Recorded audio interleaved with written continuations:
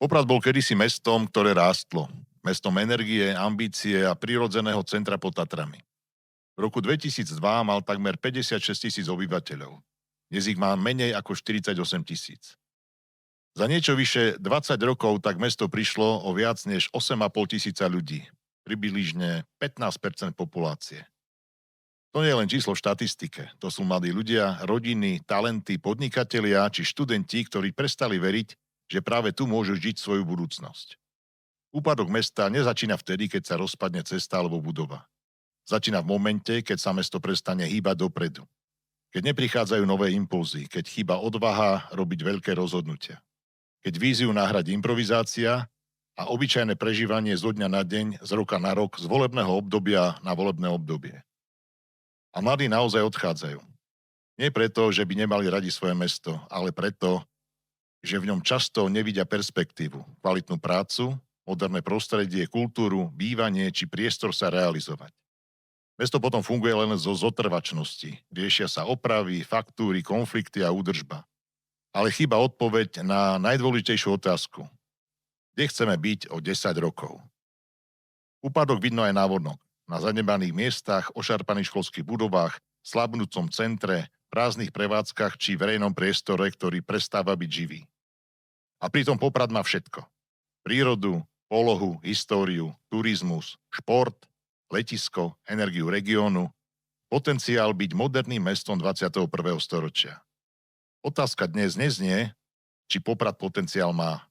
Otázka znie, prečo ho už tak dlho nedokážeme naplno využiť. A hlavne, či ešte máme odvahu veriť, že mesto môže mať opäť víziu. Dnes tu máme špeciálnu edíciu BMW, nie bavorskú, ale popradskú. Máme tu kolegov, a vám to takto ukážem. Balog a Majerský Bzoš. Verím, že to bude páni príjemná jazda a že to bude nový impuls pre popradskú víziu. Dnes tu mám dvoch svojich priateľov, Martina Balogu, architekt, urbanista, mestský poslanec Poprade a predseda Asociácie pre urbanizmus a územné plánovanie.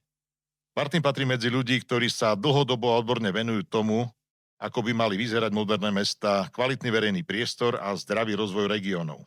V minulosti pôsobil aj ako predseda Rady pre územné plánovanie v meste Poprad a mnohí ho poznajú ako človeka, ktorý otvorene pomenúva problémy, ale zároveň hľadá riešenia a víziu do budúcnosti.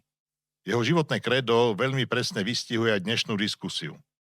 Problém nie je v tom, že nevidíme riešenie, ale v tom, že nevidíme problém. Martin je človek s veľkým odborným rozhľadom, pôsobí v domácich aj medzinárodných odborných organizáciách.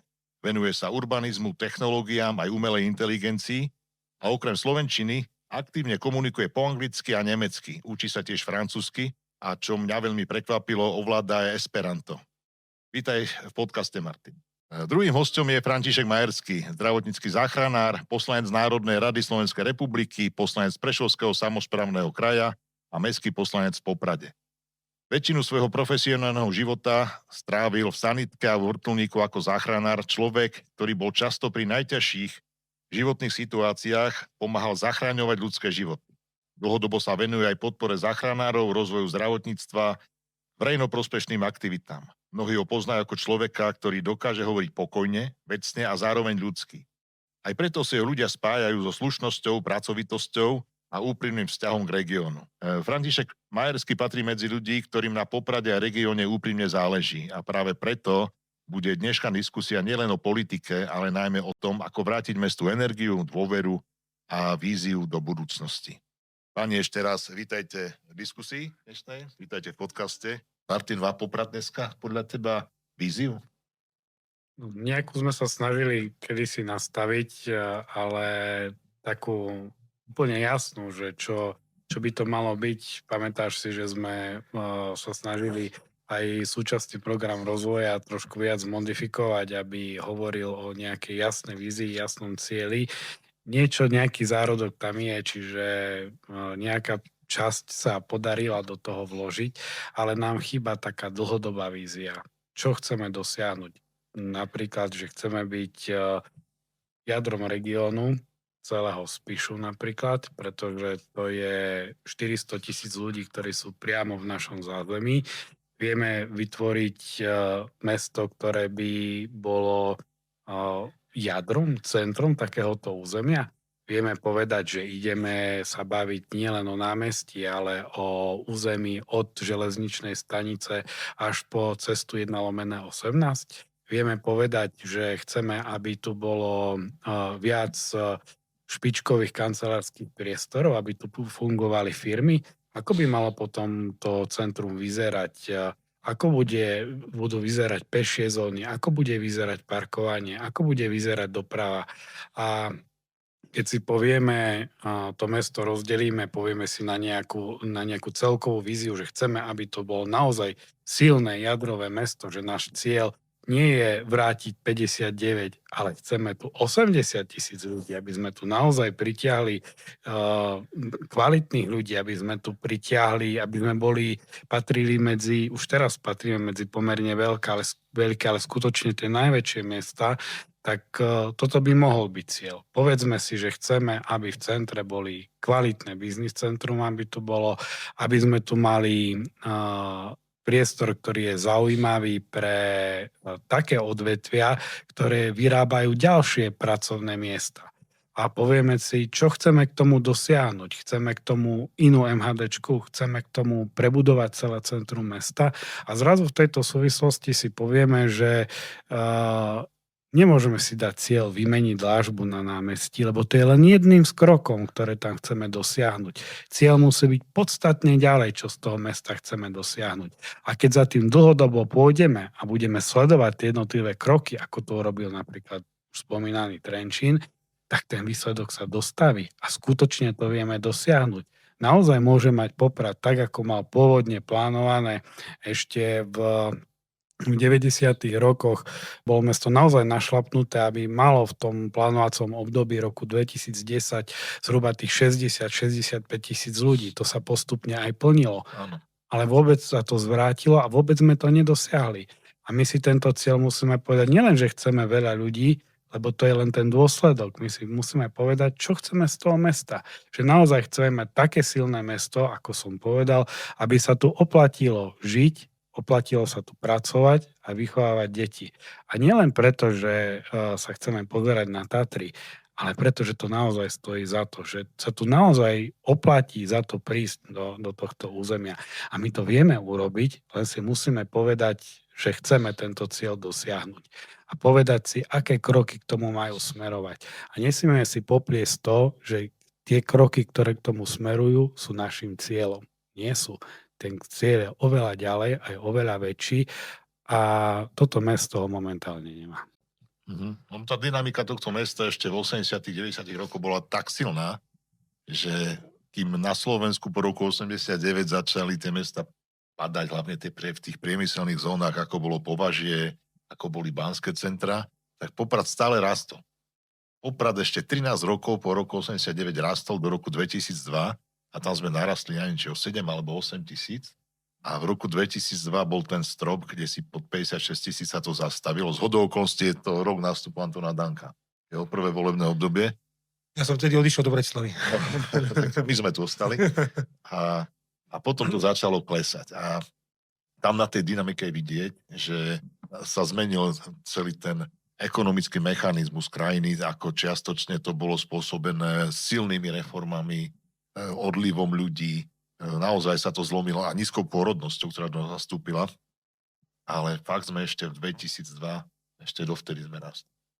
Kým zvyšok Slovenska už bol na tej trajektórii toho úpadku, čo sa týka počtu obyvateľov, Poprad ešte rastol a začal až potom. A to bol možno zlomový moment, keď trebalo práve urobiť, možno práve v tých rokoch 2002, v tom prvom volebnom období, ktoré nastalo, redefinovať víziu mesta a nastaviť územný plán tak, aby to mesto malo dostatok priestoru pre bývanie, lebo vtedy začalo byť jednoducho trendom stavať byty, domy a vtedy začal ten proces, tí ľudia odchádzali do okolia. A zvyčajne odídu tí, ktorí na to majú, tí šikovnejší v tej prvej fáze a uchytili sa kdesi po okolí. Čo je škoda, chýbajú dneska títo ľudia v meste.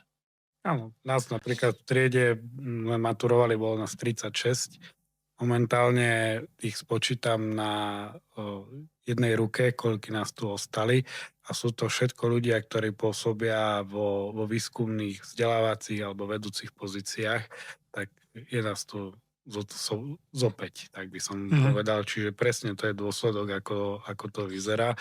A ešte v podstate v tej vízii boli sme raz v jednom maličkom meste na hraniciach Rakúska a Slovenska. Bolo to mestečko, kde sa už muchy naspäť otáčali. A oni si povedali, mali tam prameň teplej vody a oni si povedali, že to takto nenechajú. Že urobia z tohto zabudnutého konca Rakúska kúpeľné mesto. Možno viete, že všetky mestá, ktoré majú titul Bad, ako je, tak sú kúpeľné mestá a toto si musia zaslúžiť. To nie je len tak, že sa takto nazvú. Tak oni si toto postavili ako dlhodobý cieľ a skutočne, keď za tým dlhodobo išli, dnes majú ten titul, že sú Bad, teda je to kúpeľné mesto, majú tam špičkové hotely, majú tam wellnessy, majú tam vybavenosť, ktorá tam predtým ich zďaleka obchádzala, ale dali si tento cieľ. Neboli to 4 roky, jedno volebné obdobie a postupne k tomu kráčali, aby to dosiahli. Čiže to isté musíme povedať aj my. My si musíme povedať, kde chceme to mesto vidieť, nastaviť si ten územný plán, ktorý nám povie, kde bude bývanie, kde bude aká vybavenosť, akej kvality, ako bude fungovať doprava, verejná doprava, kde budeme mať zeleň, akej kvality. Postupne, keď budeme tieto kroky naplňať, tak ten prvý cieľ, čo si povieme, dokážeme naplňať. Pán Baluga, nie je to tak trochu fantasmagória? No, Ja raz mi jeden pán povedal, keď som ešte dávno po škole prišiel, že by sme sa mali zamýšľať nad tým, čo bude na mieste pivovaru. Ako toto územie včleníme do územia mesta, lebo je to výrobná zóna. Bolo mi vtedy povedané na to, Martin, zabudni, pivovar tu bude navždy, tento stadiaľ sa nám nikdy nepodarí dať preč. No vidíš, že teraz stávame ruiny, že by sme mohli točiť Stalingrad 2. Ale hlavne tam už nie je. To znamená, že keby sme si boli vtedy povedali, čo tu bude miesto pivovaru, dnes to mohlo byť riešené inak. Určite, momentálne je to čisto v režii developer. Nevidíš Poprad o 10 rokov, povedzme. Keď počúvam Maťa, tak stále hovorím si, že máme nádej. Lebo sú naozaj, teda, trošku tak možno, že odbočím teraz do tvojej otázky, ale lebo to je dôležité povedať, že vieš, tá politika je aj tým, že som aj v tej vrcholovej, že je veľmi špinavá. Že ona sa naozaj zmenila dneska na taký špinavý ring, kde v podstate každý si môže od teba otrieť ústa, naložiť ti, čo sa dá, lebo je to na sociálnych sieťach jedno s druhým, ale ja si myslím, že všetci, ktorí tú politiku naozaj berú tak, že je to služba, lebo ja to berem od začiatku, ak som aj vstúpil do politiky, ako službu ľuďom, aj to, čo v našom meste robíme, je služba. Pre mňa to je služba, že ja som zvolený teraz momentálne poslanec, chcem slúžiť ľuďom a chcem prinášať riešenia, ktoré prinesú niečo. A myslím si, že to by malo byť našim kredom všetkých poslancov. Ja nemám iný záujem. Keď raz sa rozhodne niekto, že Majerský, Baloga v Zoštu nemajú byť alebo nemajú víziu s mestom, tak im poďakujem a poviem si, že jasné, ja mám čo v živote robiť. Hej? Takisto a každý jeden z vás. Lebo ja si myslím, že to, čo dávame tomuto mestu, je naozaj veľká vec. Lebo dávame im svoj čas, tú energiu, ktorú môžeme dávať napríklad svojim deťom. Hej? A ja takedy, keď manželka si zo srandy pozrie to naše mestské zastupiteľstvo, tak to nie je až taká sranda. Nie je to až taká sranda, tak mi hovorí, že na čo to vlastne všetci tam robíte, že ste taká dobrá skupina ľudí, že každý z vás je odborník vo svojom fachu, že proste tu sa naťahujete, kadekto vám tu začne nadávať, pomaly vás tu uražať jedno s druhým a pritom ste nič neukradli, nič nezobrali, robíte tu, pracujete tu, že prečo? Ja hovorím, že sa na to všetci pozeráme, že my chceme, aby to mesto inde bolo. Lebo ono naozaj má možnosť byť inde. Ale to musíme niekde začať. Hej? Len to nie je o tom, že mojou úlohou je, preto som odbočil, že nie je mojou úlohou, že teraz myslieť si, že terajšie vedenie má len zlé rozhodnutia. To ja nechcem povedať. To ja nechcem ani nikdy hovoriť. Ale poďme sa o tých rozhodnutiach, ktoré aj teraz momentálne vedenie robí, alebo chce robiť, tak sa poďme baviť všetci, ktorí sme zvolení. Že sa tu nedelme už v tom meste, lebo to mesto sa rozdelilo tak, ako sa rozdiela veľká politika na dve časti. A to nikomu nepomáha. Ja hovorím o tom, že ak Martin Baloga, fantasmagórie, ktoré rozpráva, sú dobré pre mesto, ale budú ich vidieť až 8 rokov alebo 10, tak ich správame dnes. Ale poďme za tými spoločne, aby sme to dotiahli. A preto ja hovorím, že Poprad má na to, aby mal víziu. A ja si myslím, že tí ľudia, ktorí ja poznám, ktorí sú tu, ja ich mám akože vo svojom týme, ktorom som predseda klubu, sú všetci vynikajúci ľudia. Naozaj vynikajúci. A oni majú chuť to zmeniť. Ale niekedy si aj sami oni hovoria, že či to všetko za to všetko stojí. Ale stále mám tu chuť, že poďme, urobme to, lebo ja si myslím, že ďalšie 4 roky, 8 rokov bude pre mesto veľmi zlý. Tým, že nebudeme mať tú víziu na 10 rokov, veľa vecí sa bude možno stratených. Toto si na tebe mimoriadne cením. Máš jednu fantastickú vlastnosť, že priťahuješ ľudí k sebe a vieš vytvárať tým. Toto je naozaj niečo, čo je výnimočné a to ináč to je líderská vlastnosť, veľmi silná, lebo bez toho, aby sme pracovali v tímoch, tak sa dneska už nedá nič urobiť. Dneska ako solo hry na úrovni nejakého vysokého riadenia sú odsúdené na zánik. Ako to dopadne vždycky zle a tento typ dneska sa to učia deti v školách po celom svete. Tímovú spoluprácu. Plne základný predpoklad, ako uspieť, ako byť potom úspešný v živote na trhu práce, je vedieť spolupracovať. A toto som rád, že ju máš, lebo toto je veľmi vzácne. Nie, lebo keď sme tu sedeli minulý týždeň s tými odborníkmi, tak keď počúvaš tých ľudí, ktorí je v každý vo svojom fachu odborník, že ja hovorím že líder je človek, ktorý nie je najlepší, ale spojí najlepších ľudí dokopy, aby spolu vytvorili nejaký celok. Lebo to nie je o jednom človeku, nič nie je o jednom človeku. Ani hokejový zápas, ani futbalový zápas, ani že to o týme. Každá jedna vec je o týme, hej, že proste každý v tom týme má svoju prácu a ja hovorím, že ja mám rád, aký my máme tým. Proste každý je vo svojom fachu výnimočný. A ja hovorím, že tí ľudia, keď dostanú šancu to urobiť, oni to mesto posunú ďaleko ďalej. Oni sa nestratia. Ja sa o našich ľudí absolútne nebojím. Ani, ale ja ešte spomeniem jednu takú zaujímavú vec, a to ma vždycky nápadne, keď hovoríme o vízii Popradu, že my máme šťastie, že sa vieme oprieť o svoju minulosť. Ano. A máme niekoľko historických príkladov a veľkých, kde je vidieť, že ako to mesto dokáže rásť, pokiaľ má víziu, má lídra a má spoluprácu.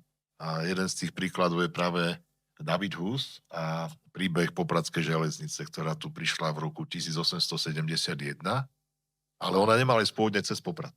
A prácou Davida Husa a jeho spojencov, ktorých si našiel, jeho tým, keď to takto nazvem, bolo to, že dokázali presvedčiť staviteľov Košicko-Bohumínskej, aby to poťahli cez Poprad, ktorý v tom čase, podotýkam, mal okolo 1000 obyvateľov, Veľká mala 1200, Spišská Sobota mala 700-800, dokopy mal vtedy Poprad možno 4000. A vtedy Veľká Levoča, uhorské centrum, mala možno 20 000 obyvateľov, už vtedy to bolo megamesto. A Levoču to obišlo, lebo vraj nechceli predať kapustné polia. Popradčania do toho šli, dokonca na vlastné náklady vykopali ten zásek, ktorý pri Janovciach, tú zátačku, ktorá sa dneska už prerába. A železnica ide cez Poprad, mesto začalo rásť, jednoducho prijali inováciu. Pochopili, že železnica je silná inovácia a že musí prísť nový koridor, po ktorom začali prúdiť tovary, služby a turizmus. Vtedy sa začala éra turizmu tatranského, keď tu prišla železnica. A to vidieť presne na pomere tých dvoch zmien. Levoča jednoducho si držala ten štandard ešte potom roky a potom začala mierne upadať a Poprad začal dynamicky rásť. Toto je presne o tom, že na začiatku bola vízia a trvalo v tomto prípade možno 50-60 rokov, kým sa to pretavilo do takej silnej dynamiky, ale na počiatku musela byť presne tá vízia. Dobre zadefinovaná, schopní ľudia, ktorí to vedeli uchopiť a išli za tým. A čo bolo veľmi dôležité, tie následujúce garnitúry, ktoré prichádzali do vedenia a riadenia mesta, držali kontinuitu. To je úplne kľúčové, že neprišiel niekto a nezrušil všetky projekty, ktoré tu už boli nastavené. Lebo ja si pamätám, pre mňa to bolo úplne najpamätnejšie zastupiteľstvo, ktoré som zažil po roku 2018, keď som skončil ako viceprimátor a Anton Danko bol znovu zvolený, keď na februárovom zastupiteľstve zrušil úplne všetky projekty, ktoré sme vytvorili. Ako záradom vystupoval zo všetkých združení, ktorí sme boli členom, zastavil niekoľko ďalších projektov, dokonca chcel vypovedať memorandum s tým fínskym Oulu, významné fínske mesto, svetový líder Smart Cities, až na požiadanie možno nejakých diplomatov, aby to nerobil, lebo že by sa to mohlo brať ako nepriateľský akt, tak z toho cúvol. Paradoxne zrušil projekt, ktorý s tým Oulu bol spojený, ale to si nevšimol jednoducho. Bolo vidieť, že nerozumie týmto procesom, nerozumie tomu, že keď chcete do miesta doviesť inovácie, že vy sa musíte spolupracovať a vytvárať s inými združenia a byť v nich prítomný a pracovať v nich. Toto je také Igor, dôležité. ja si pamätám tejto zastupiteľstvo, vtedy som bol nový poslanec a ja som ti to nikdy nepovedal, ale som to na tebe vtedy videl, že tebe nešlo o to, že tie projekty si robil ty, ale že ty si videl, že čo tie projekty môžu priniesť pre mesto. A ja som na tebe videl to sklamanie, že proste nešlo ti o to, že dobre, tak ja na tom teraz nebudem participovať. Tebe šlo o to, že by tie projekty šli, lebo by pomohli mestu. A to je to, že strašne chceme dokázať, že my sme lepšie ako tí druhí. Tak, Ale to v konečnom sledku sme uškodili mestu. určite. Lebo tie projekty, už dneska mohli sme úplne kde inde, mohli sme čerpať niektoré veci, ktoré sme tedy nečerpali, lebo to bolo obdobie, ktoré sme čerpali veľmi málo eurofondov, keď si pamätáš? Pamätám Veľmi si. málo. A ja si to pamätám vtedy, každý jedno bod sme rušili. No, A vrajím, prečo? Veď, keď to je dobrá vec, ja to mám tak aj nastavené aj tie horné pútika, keď to je dobrá vec, tak to podporme, veď to je pre ľudí, veď tie peniaze, ktoré tu mohli prísť, tu už mohli byť. Tu mohli byť zaujímaví ľudia, tu mohli prísť naviazať na tie projekty, čiže to videl som na tebe vtedy, hovorím si, že ty kokšo, že prečo to robia, že za to, že oni skončili, tak teraz sme prišli my, tak teraz vám ukážeme, ale na čo? Bol to taký zvláštny akt pomsty, ak to takto zoberiem, lebo tie zdôvodnenia boli, že za ten rok, čo bol Poprad v Smart City klastri napríklad, sa nepreukázala žiadna výhoda. Pritom Poprad platil členské 1 euro ročne. Dneska je v Smart City klastri, neviem, 15 miest a väčšina z nich sú veľmi úspešní a nielen v oblasti ako smart riešení, ale aj v iných oblastiach, lebo prijali istý model uvažovania nad tým mestom a to je takisto veľmi dôležité. Ale to sa týka potom riadenia toho mesta a tiež participácie občanov na riadení toho mesta. Čo je tiež ináč veľká téma. Tiež ju možno môžeme niekedy otvoriť. Áno, za to veľmi teším. Martin, dá sa zvrátiť podľa teba tento stav? Za mňa stagnácia v tomto meste? Alebo aj úpadok už takmer? Samozrejme, nikdy nie je neskoro. To znamená, že akurát sa to posunie na jednu časovú úroveň. To znamená, že vždy je lepšie začať neskoro ako nikdy. Čiže áno, je potrebné pripraviť pri veľkej diskusii, pretože tá tu v meste evidentne absentuje. Baviť sa o tom, čo chceme z tohto mesta urobiť, kde ho vidíme o 30 rokov, ale úplne reálne o tom, prečo tu chceme ostať. Mňa vždy učili, že keď navrhujem aj len malú izbu, alebo dokonca celé mesto, alebo región, čo aj teraz robíme, tak to mám navrhovať tak, ako by som to navrhol pre seba. A toto by sme mali teraz nastaviť. Čiže ako by to mesto vyzeralo tak, vážení Popračania, aby sa vám tu dobre žilo.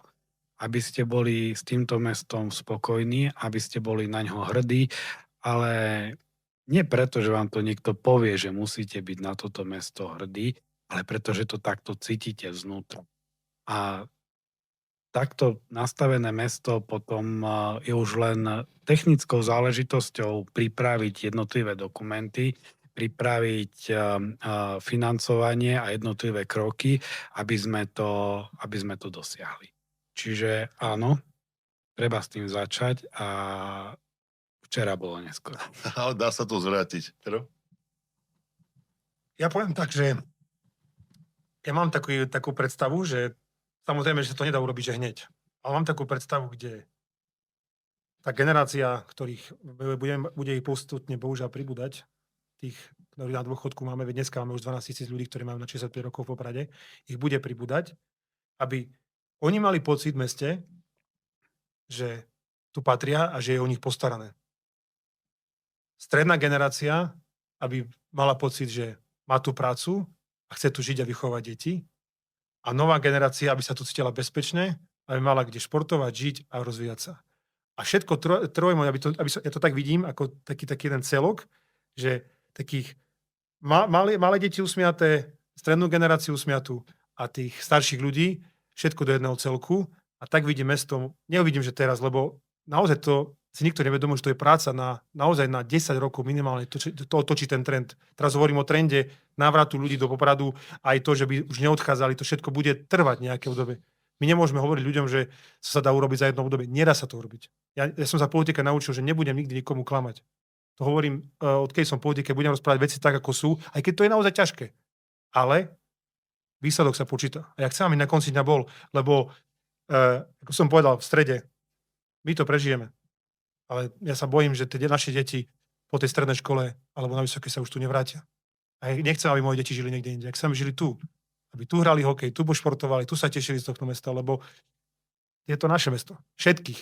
Aby bolo, a hlavne, čo je taký odkaz pre všetkých, aby ste sa tu všetci cítili rovnako. Že by ste mali všetci rovnaké príležitosti. Že by to nebolo o tom, že sú tu vaši a naši ľudia. Nie. Aby sme tu boli všetci spokojní a šťastní. No, ja to poviem ešte možno slovami Martina Luthera Kinga. Mám taký sen. A ja mám toho času 2 deti v Bratislave, jedno ešte v Poprade na strednej škole. A ja si skutočne úprimne želám, aby sa mi tie deti z tej Bratislavy vrátili tu. A oni to chcú, ale prečo to dneska neurobia, je to, že tu nemajú adekvátnu prácu. A ja urobím maximum preto, a verím, že aj spolu s vami, aby toto mesto dokázalo absolvovať aj túto prácu s tou vysokou pridanou hodnotou, aby sa tie decká vracali, aby toto mesto zase ožilo, aby sme riešili problémy s tým, že kadiaľ budú chodiť kočiky po meste. Toto sú tie problémy, ktoré chcem riešiť. Detské ihriska, jednoduchú cyklochodníky a to, aby ľudia športovali viacej. Toto jednoducho chceme, sme spoločne uchopili. Pani, ďakujem, že ste prijali dnešné pozvanie a ďakujem za túto výbornú debatu. Ďakujem ja veľmi pekne, Igor, aj vás dvoch počúvať, to je zážitok. A teším sa na ďalší podcast BMW, či ako si to nazval. Áno, ja to ešte ukážem. A ja som povedal, že ja som dával, myslím, že teraz poviem, Martinovi som dal 2-krát hlas a neulutoval som ho, tebe som dal 2-krát hlas, tiež som to neulutoval. Čiže verím tomu, že aj toto volebné obdobie vám môžem zase dať hlas svoj a že to nebudem lutovať nikdy. Tak to si bol ty ten volič. Ďakujem, Igor, za pozvanie. OK. Mesta sa nemenia za jeden deň, ale ani ich budúcnosť nie je stratená za jeden deň. Poprad možno za posledné roky stratil čas svojej energie, čas ľudí, aj čas sebavedomia, ale nestratil to najdôležitejšie, svoj potenciál. Má prírodu, má polohu, má históriu, má šikovných a pracovitých ľudí.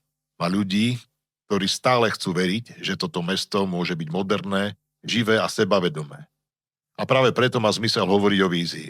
Nie preto, aby sme sa sťažovali na minulosť, ale preto, aby sme konečne začali rozmýšľať nad budúcnosťou. Pretože Poprad nemusí byť mestom, z ktorou sa odchádza. Môže byť mestom, kam sa ľudia budú chcieť vrátiť. A možno je dnes najdôležitejšie uvedomiť si jednu vec. Toto mesto stále patrí nám. Stále sme to my.